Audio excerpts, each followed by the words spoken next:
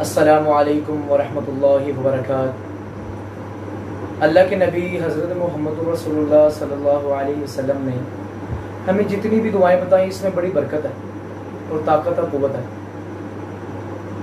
جو بندہ گھر سے نکلتے ہوئے اس دعا کا اہتمام کرتا ہے، اللہ تعالیٰ اس کی ساری جس نیت سے جاتا ہے، اچھی نیت سے، اس کو سارے راستے بھی آسان کرتا ہے، اس کامیابی بھی دیتا ہے۔ جو دعائیں اللہ کے نبی نے بتائی، ان دعاؤں کا اہتمام کرنا چاہیے۔ وہ دعا کون سی ہے؟ جب بھی گھر سے باہر نکلے اپنے بچوں کو، بڑوں کو، خود بھی اس دعا کا اہتمام کرنا چاہیے اور نکلتے وقت یہ دعا پڑھنی چاہیے اور اللہ تعالیٰ باحفاظتوں میں گھر واپس پہنچا دے گا۔ کون سی دعا؟ بسم اللہ توکلت علی اللہ لا حول ولا قوت الا باللہ۔